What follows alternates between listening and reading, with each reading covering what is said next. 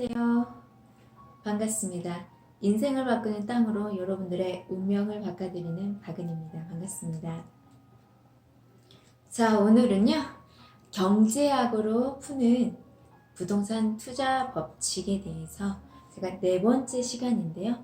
그 전에 기술과 다양한 부분을 갖고 경제학으로 푸는 부동산 투자 지역을 선별하는 부동산 투자 법칙을 이렇게 설명해 드리는 시간들을 계속 갖다가 저 인구를 갖고 경제학 관점에서 부동산 투자 지역을 선별하는 부동산 법칙에 대해서 설명을 좀 드리려고 했는데 자료도 좀 만들어야 했고 저도 좀 바빴고 그래서 많이 늦어졌는데요.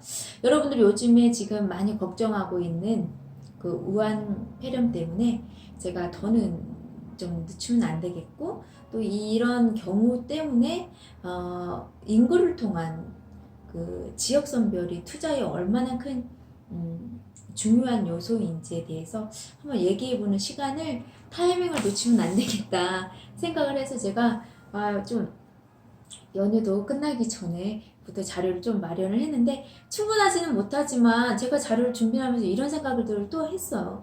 이게 굳이 꼭 자료로 준비해야만 꼭 맞다 틀리다 할 수 있는 내용인가? 과연 경제를 쭉 어느 정도 인식하고 오신 분들은 그냥 당연하게 알아지는 내용인데 굳이 이런 거를 자료까지 만들면서 내가 이래야 하나? 라는 생각이 또 들었어요. 왜냐면 제가 이런 것들을 하게 되면 시간이라는 게 저희는 진짜 투자가들은 진짜 시간이 돈이에요. 전문가들은. 그래서 자꾸 시간을 효과적으로 효율적으로 쓰려고 하다 보니까 그런 생각도 들더라고요. 그래서 어느 정도만 조금 이렇게 인식할 수 있는 정도의 자료만 좀 준비하고 나머지는 그냥 편안하게 대화하듯이 설명을 드릴 거고요. 그 내용에 대해서 여러분들도 한번 자료도 찾아보고 공부도 해보는 시간들을 가져봤으면 좋겠어요. 그래서 자연스럽게 한번 네 번째 시간을 이어가도록 하겠습니다. 경제학으로 푸는 부동산 투자 법칙에 대해서 이제 네 번째 시간 인구수로 확실하고 안전한 투자 지역을 선별하는 법이라고 얘기를 했는데요. 인구수를 조사해야 하는, 내가 투자하려고 하는 지역의 인구수를 조사하는 이유는요, 가장 중요한 거는요, 지금 현재 내가 투자할 시점에 인구수를 조사하는 거는요, 사실상 그거보다 더 중요한 게 따로 있는데, 그래도 그걸로 지역을 어느 정도 우리 시군이 이렇게 많은 곳에서 선별할 수 있던 기준을 좀 드리려고 제가 했던 거예요. 그래서 인구수가 적어져서 계속 적어져서 올라올 수 있는 유입될 수 있는 조건이 없어서 인구가 소멸된 지역이 도시가 소멸될 수 있는 지역이 투자하면 안 될 거 아니에요. 제가 지금 투자해서 3년, 5년, 8대에 소멸될 수 있는 도시에 투자하면 안 될 거 아니에요. 그래서 인구 수를 갖고 경제학으로 부동산 투자 법칙을 적용해서 지역을 선별하는 부분에 대해서 설명을 좀 하려고 준비를 했었던 거예요. 근데 이제 제가 워낙 바빠졌고 바쁘다 보니까 그걸 할 수 있는 그 자료를 원하던 자료들이 빨리 만들어지지 않아서 좀 이렇게 시간을 갖고 있다가 제가 좀 전에 얘기한 것처럼 그 우한 그 폐렴 때문에 이 얘기를 조금 해야겠다라는 생각이 들어서 빨리 좀 자료를 준비하게 됐습니다. 자, 일단 중요한 거는요, 인구수보다 더 중요한 것은 바로 외국인이에요. 내가 투자하려고 하는 지역의 외국인이 투자에 많은 것들을 좌우하게 되는데요. 왜 그러냐? 여러분들 부동산에 인구가 유입되는 조건 중에 가장 중요한 하나가 뭐냐면 안전한 도시예요. 안전한 도시. 근데 여러분들이 투자하려고 하는 지역이 나는 안 살 거예요. 전 투자만 할 거예요. 그런다 하더라도 내가 지금 투자해서 3년, 5년 팔 때에 가장 대한민국에서 안전한 지역이 어딜 것인가?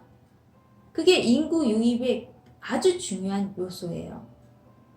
물론 일자리가 있으면 인구 유입이 되겠지만은 그 다음에 중요한 내용이 또 안전이에요. 안전하지 않은 지역에는 인구 유입이 되지가 않아요. 지금 내가 투자할 시점을 말하는 게 아니고 내가 8타임, 3년, 5년에 대한민국에서 가장 어느 지역이 안전하겠는가 라는 생각을 반드시 해보셔야 돼요. 왜 그러냐? 지금 여러분들 너무 잘 알다시피 외국인들이 국내에 되게 많이 같이 살고 있잖아요. 근데 가장 중요한 게 외국인도 어떤 외국인들이 우리나라에 많이 들어와 살고 있는지 그게 아주 중요해요. 그래서 이제 세계적으로 유명한 짐 로저스가 했던 말이 있어요. 투자의 기준은 역사에 있다라는 얘기를 했어요. 짐 로저스가. 맞습니다. 이 투자를 하는 어떤 투자를 하든 역사와 정치와 경제와 종교와 기술과 문화예술, 산업들 모든 것들을 몰라서는 하나도 안 되는 게 바로 부동산 투자예요. 거기에다 가장 중요한 또 시대에 맞는 트렌드로 또 투자 지역을 선별하고 투자 상품을 선택하는 게 아주 중요한데 일단 1차적인 부분에서만 제가 얘기를 드릴게요. 왜냐면 너무 깊이 들어가면 여러분들 조금 어렵고 뭐야 라고 하고 끝날 수도 있는 부분일 것 같아서 저도 딴 길로 새지 않으려고 무지 노력을 하겠습니다. 일단 안전한 지역에 인구 유입이 된다라는 거예요. 그리고 이 인구 안전한 걸 어떻게 하냐, 이제는 너무나 다국민들하고 같이 살다 보니까 국내인들하고 사는 게 그나마 안전한 거예요. 대한민국 사람들끼리. 왜냐면 문화가 같기 때문이죠. 도의라는 것도 있고 우리나라 사람끼리도 조금 못 믿는 분들, 부정적인 분들은 못 믿고 부정적으로 생각을 하는데 과연 내국인하고 외국인하고 그렇게 살겠느냐 이거죠. 그래서 아주 중요해요, 외국인이. 근데 제가 우한 그 폐렴 이 사건을 통해서 제가 얘기를 드리는데요. 우리나라의 외국인들, 내가 투자하려고 하는 지역의 외국인 분포도가 사회주의 국가의 외국인들이 많냐, 민주주의 국가의 외국인이 많냐에 따라서 또 엄청난 차이가 있어요. 그러니까 그래서 제가 역사도 알고 종교도 알아야 하고 모든 걸 다 알아야 돼요, 솔직히. 세상이 어떤 시스템에 의해서 무엇 때문에 어떻게 연결돼서 움직이는지를 투자하려고 하면 다 아셔야 돼요. 한 가지만 알면 안 돼요. 그러면 리스크를 안게 돼 있기 때문이죠. 그래서 제가 오늘 얘기를 드리고 싶은 것은 그 중에 또 중요한 게 외국인인데 이 외국인이 어떤 나라에 사는 외국인이냐. 왜냐면 우리 대한민국은 민주주의잖아요. 자유경제인. 그래 자유경제 민주주의의 그 같은 문화권에 같은 사상으로 사는 나라의 외국인일 때는 불화가 잘 일어나진 않겠죠. 나라만 틀리고 언어만 틀릴 뿐이지 자기들이 지켜왔던 규칙들이나 사상이나 개념들이 거의 비슷하기 때문이죠. 도의적인 부분도 거의 비슷할 것이고요. 근데 우리나라와 다르면 다를수록 엄청난 사회적인 문제가 가장 심각한 치안 문제, 그런 많은 것들이 발생될 수밖에 없고 또 복지나 여러 가지 의료 부분에서도 문제가 많이 생기거든요. 생각하지 못한 것까지 어마어마한 문제들이 생기는데 솔직히 지금 현재 대한민국에 그 외국인들이 이렇게 그 노동을 하러 들어오는데 그런 부분에 전혀 분별 없이 이렇게 지금 받아들이고 있는 상황이어서 참 걱정이 되는 상황이에요. 근데 뭐 그런 얘기까지 들어가면 정치적인 문제가 또 관련이 되니까 그런 거는 다음으로 좀 이게 넘어가고요. 근데 중요한 건 그래서 제가 중국의 얘기를 하는 이유가 뭐냐면 우리나라의 비율을 한번 볼게요. 아이고, 죄송합니다. 여기 보면 우리나라의 2019년 1월에서 10월까지 한 그 데이터인데요. 중국이 35%를 차지를 하고 있어요. 그리고 일본. 예외죠, 여러분. 일본이 많이 들어와 있다라는 건 앞으로 더 늘어날 거거든요. 그 이유도 또 있어요. 그리고 타이완이나 미국들. 전 세계적으로 대한민국의 땅을 아주 많이 살려고 앞으로 더더욱더 몰려올 건데요. 그 이유 또한 있습니다. 제 영상 계속 보셨던 분은 왜 그러는지 알 거예요. 그래서 여러분이 지금 투자하려고 하는 대한민국의 새만금은 단지 우리 대한민국에서 가장 안전하고 가장 투자에 매력적인 곳이 아니라는 거죠. 전 세계적으로 아시아권에서 아주 독보적으로 투자에 가장 매력적인 투자처가 바로 새만금으로 지금 각광을 받고 있어요. 전문가들에게는. 그 점을 왜 그럴까? 왜 이렇게 얘기하지? 하고 여러분들 자료를 수집해 보세요. 그러면 답 나올 거거든요. 그렇게 보시면 되고, 중국인이 많이 있다 보니까 어떤 일이 있냐면, 솔직히 일본 사람들은 남한테 피해 주기도 싫어하고 피해 받기도 싫어하죠. 그래서 오히려 우리가 이렇게 봤을 때 우리가 이제 역사적으로 아주 아픈 상처가 있지만 우리가 생활하면서 그런 조건들이 형성되지 않았을 때 그래도 생활에 거의 합리적이고 효율적이고 객관적으로 사고하고 생각하는 그런 누군가 만약에 외국인들과 살아야 한다면 중국보다는 일본이 나아요. 많은 것들이. 왜냐면 개개인들이 믿음 생활 같은 종교 생활도 다양하지만 꼭 하고 있고 그런 믿음에 대해서 자기 스스로를 절제하고 조절하고 항상 그런 생활들을 하려고 많이 노력을 하기 때문이죠. 물론 역사적으로 좀 이렇게 잔인하고 뭐 이런 부분도 있지만 그게 일반인들이 전체 그렇진 않잖아요. 대한민국도 마찬가지거든요. 또 더 깊이 들어가면 안 되니까 다시 나와서 굳이 더 낫다라는 거죠. 그 중국보다는 일본이. 왜 그러냐면 여러분 한번 역사를 알아야 중국이란 나라에 대한 역사를 알아야 하고 일본에 대한 역사를 아셔야 돼요. 그러니까 우리 대한민국과 일본과의 관계의 역사만 아는 게 아니라 전 세계의 시장에서 국제 시장에서의 일본이 어떻게 그 거래를 하는지 어떻게 약속을 한 걸 지켰는지 안 지켰는지 그런 것들을 보셔야 하는 부분이고 또 중국도 마찬가지예요. 우리와의 관계가 중요한 게 아니라 이 중국이 같이 연합해서 같이 무언가 한 나라들이 어떻게 됐는지도 한번 보셔야 돼요. 왜? 우리도 그렇게 될 거기 때문에 그런 걸 다 조사를 해야 한다는. 그래서 역사를 알면 모든 것을 알 수가 있어요. 한 7, 80%를 많은 것들을 알고 갈 수가 있어요. 비즈니스상에서도 결과를 거의 추론해낼 수 있을 정도로 역사가 아주 중요한 거죠. 그래서 중요한 건 지금 그 우한의 폐렴처럼 폐렴이라고 우리나라에서 얘기를 하는데 솔직히 말해서 바이러스잖아요. 코로나 바이러스라고 해서 사람 간에 접해서 옮길 수 있다라는 게 아주 치명적인데 우리나라는 자꾸 우한 폐렴이라는 이런 좀 순화된 용어들로 심각성을 낮추려고 하고 있는데 그렇지 않습니다. 아주 심각한 문제이고요. 이 폐렴균, 이 바이러스가 또 다시 일어날 수밖에 없었던 이유가 뭐냐면 바로 중국의 식생활이에요. 먹는 음식들로 통해서 오는 그 변종 바이러스인데요. 이런 부분에 대해서 그런 나라가 계속 어느 정도 일정 기간이 지난 바이러스를 유발시키는 그 청결하지 않은 그런 나라와 우리가 같이 살아요. 그리고 내가 투자하는 지역에 그런 사람이 차이나타운을 만들고 모여 살아요. 그런다고 하면 여러분 어떻게 되겠습니까? 이 사례를 통해서 전 세계에 이번에 중국인들에 대해서 되게 심각하게 사람들이 생각할 거라고 저는 반드시 생각합니다.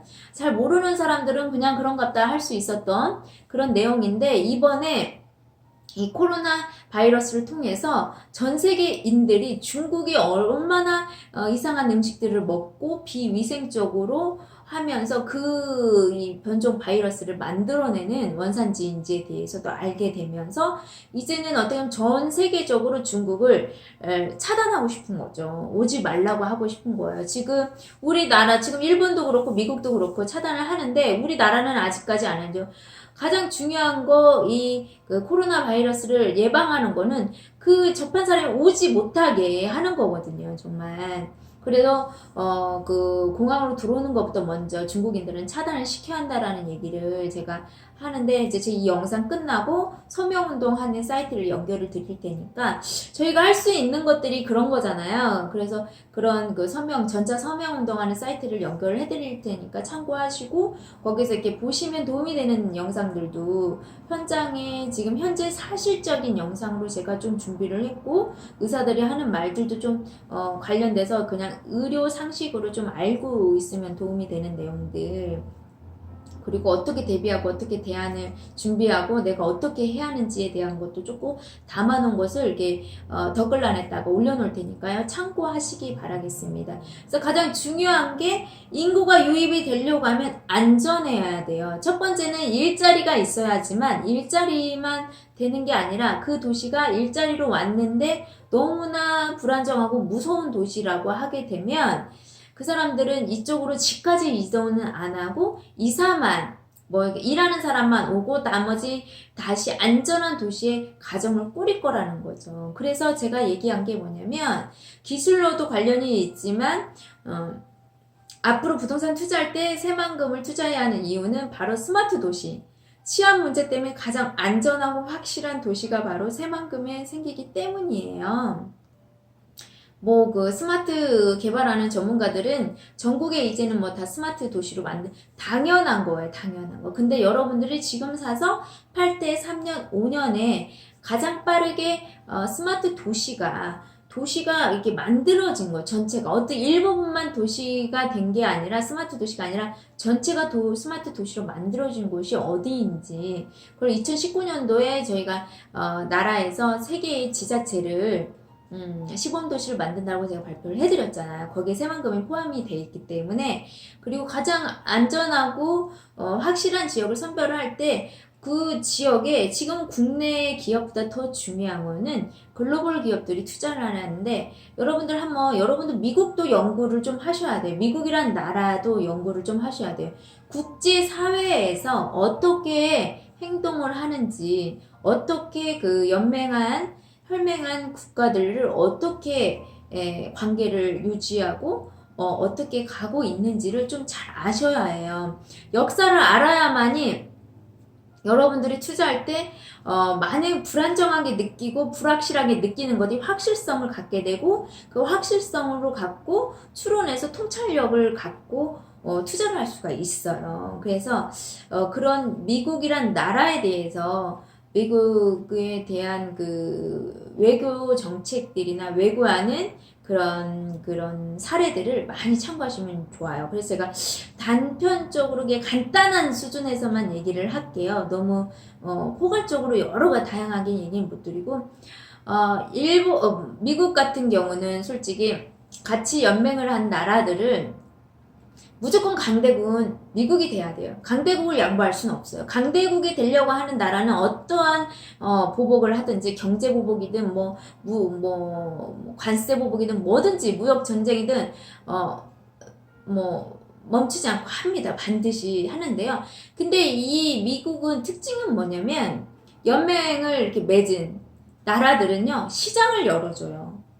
무역을 하고 먹고 살 수 있는 시장을 열어줘요. 그러니까 하나를 주고 10개만 뺏어가는 게 아니라 그 시장을 너도 먹고 살고 하게끔 열어주고 그 대신 자기가 질서를 지킨다라는 명분 하에 강대국으로 자리를 매김해서 전 세계의 질서를 잡고자 하는 거죠. 그리고 또 관세, 달러 같은 기축 통화에 대한 수익들, 이런 것들을 보장을 받고 강대국으로 하되 그 대신 이렇게 깡패같이 구는 게 아니고 경찰처럼.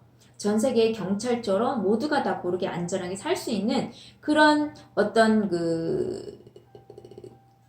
그런 틀을 만들어주고 싶은 게 이제 미국이에요. 강대국이 돼서 그렇게 하려고 하는데 근데 중국이 강대국이 되면 어떻게 되냐면 여기는 사회주의예요. 민주주의하고 사회주의는 완전 틀리거든요.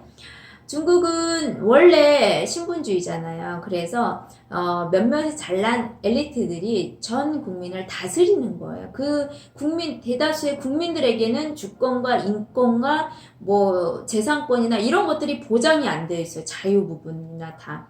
어떤 수당을 받으면서 한정되어 있는 자기 개인 자산도 보호를 받지 못하고 이런 시스템의 나라이고 또 중국을 잘 공부해 보시면 되면 중국이란 해서 역사를 좀 알아보세요.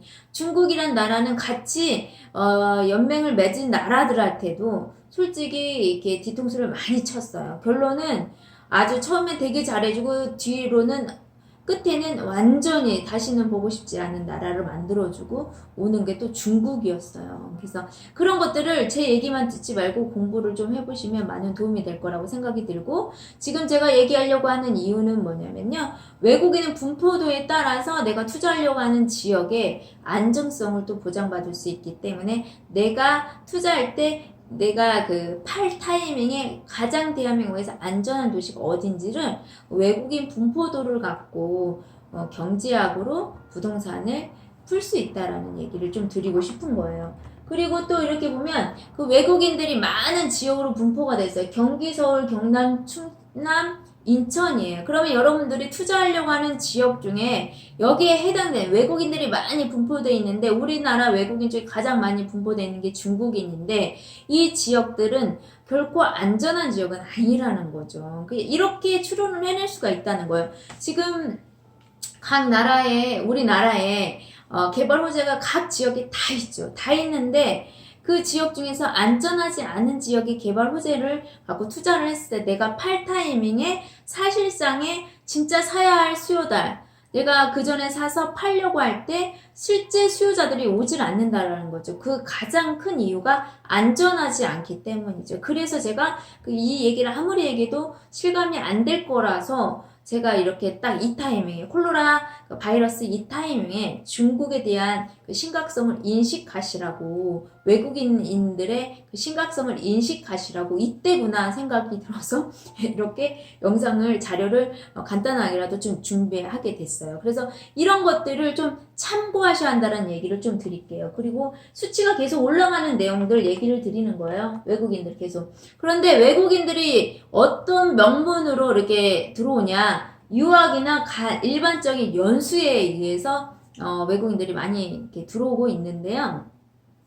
자, 이것도 좀 정치적인 거 관련이 있는데, 유학생. 자, 유학생인데요. 이 유학생들이, 중국인은 위험해요, 또. 그래서 지금 중국인들이나 유학생들, 대학교들이, 우리 현재 국민들이 많이 이제 수준이 달라져서, 아니죠.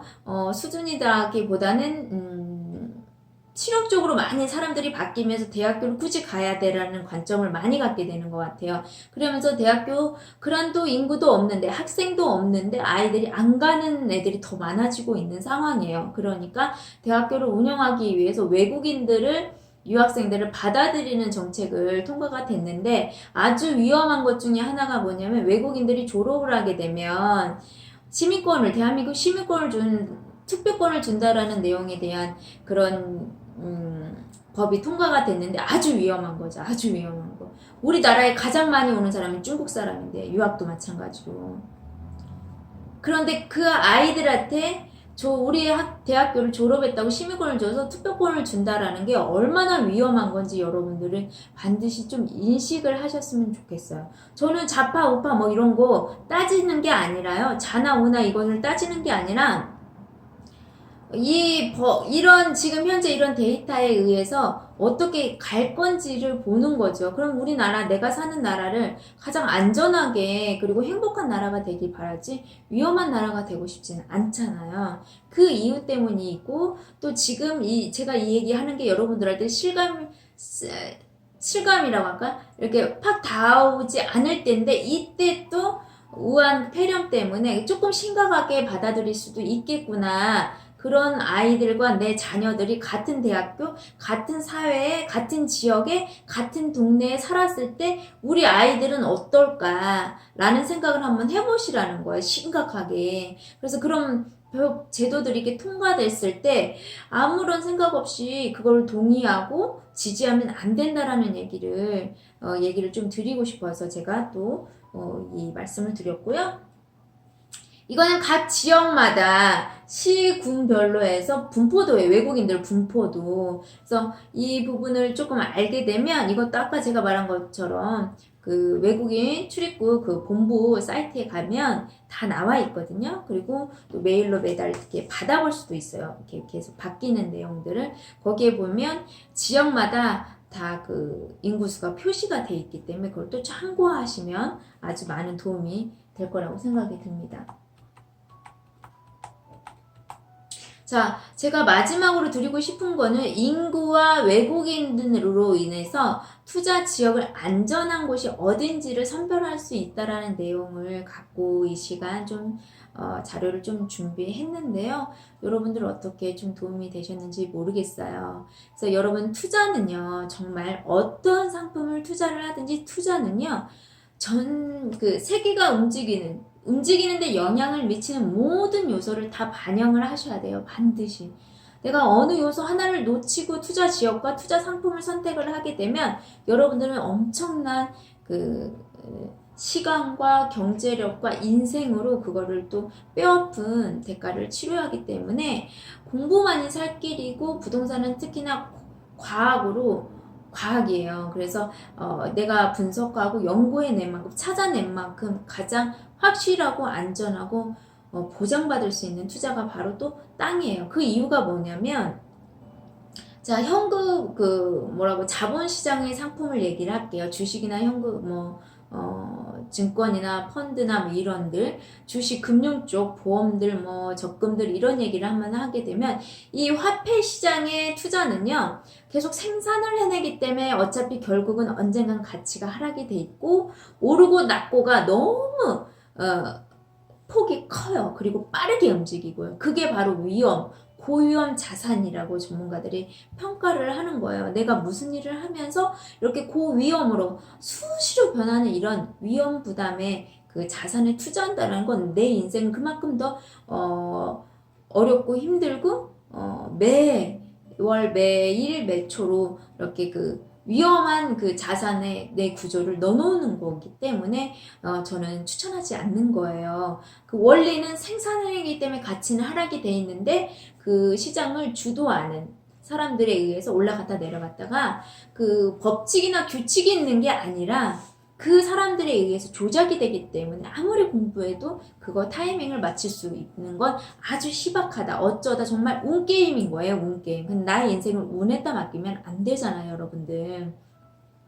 그래서 얘기를 드리는 거고, 부동산에서도 현재 눈에 보이는 시장, 쉽게 말하면 만들어져서 평가가 되어 있는, 가격이 측정이 되어 있는 아파트, 상가, 오피스텔 모든 이 상품들은 사면서 투자하는 동시에 뭐가 생기냐? 감가상각이 생겨요. 그러니까 여러분들이 투자를 하는데 원금이 보장이 되면 보장을 시키면서 수익을 내야 하는 건데 감가상각이 되는 상품에 여러분들이 투자를 한다는 거예요. 그러면 투자의 원칙에서 아주 벗어난 상품들을 선택하는 거거든요. 그래서 제가 땅을 하기 때문에 한 게 아니라 모든 부동산 상품을 분석해서 땅이란 걸 선택을 한 거예요. 그래서 땅 중에서도 아주 귀한 땅을 선택을 하게 되는 거죠. 그게 희소성이 투자의 원칙인데요. 우리나라에서 0.02%밖에 없는 아주 귀하고 귀한 희소한 땅이기 때문에 이 땅으로 여러분들의 인생을, 운명을 바꿀 수 있다라는 얘기를 제가 드리는 거거든요. 그래서 처음 저의 영상을 들으신 분들은 조금 인구와 외국인에 대한 얘기가 이렇게 같고, 이렇게 투자 지역을 선별하는 방법들, 이런 얘기를 들어서 조금 어려울 수 있는 부분도 있으시겠지만, 제가 그동안 찍었던 영상들을 이렇게 연결해서 쭉 보시게 되면, 항상 해왔던 말이기 때문에, 그렇게 어렵게만은 느껴지지 않으실 거고, 또 평상시에 항상 경제에 좀 관심이 있고 정치에 관심이 있는 분은 꾸준하게 이렇게 좀 들어왔고 관심을 가졌던 내용이기 때문에 좀 도움이 이해가 되실 거라고 생각이 들어요. 그리고 여러분, 가장 중요한 건 선진국으로 갈수록 어떤 편을 나눠서 편을 들기보다는 국민들이 편이 아닌 양쪽의 말을 다 듣고 거기에서 자기가 확인해가면서 결론을 짓는다고 해요. 그러니까 여러분들도 편을 딱 나눠서 나는 누구 편, 나는 얘, 이렇게 편을 나누지 마세요, 여러분들. 어차피 정치를 크게 보시게 되면 정치하는 정치인들은 다 같은 입장이에요. 근데 그냥 좌파냐 우파냐 나눠진 거고, 그런 부분에 대해서 이렇게 뭐 주장하는 게 틀린데 한 번은 여러 가지가 있는데 또 이렇게 얘기 드리게 되면 하니까 그러니까 원리적으로 생각하라는 거예요. 편을 들지 마십시오. 편을 정하지 마시고 항상 주관적으로 이렇게 생각하지 말고 객관적으로 사실이나 그 사람들이 피는 정책을 다 하나하나 따져보시고 시대에 맞는 정책, 실용적인 정책을 해야지 이상적인 뭐 복지 중심의 정책을 피는 거는 맞지도 않아요. 우리나라 예산도 없고 돈도 없는데 자꾸 복지만 푸는 정책은 정말 어떻게 보면 최악의 정책이에요. 그래서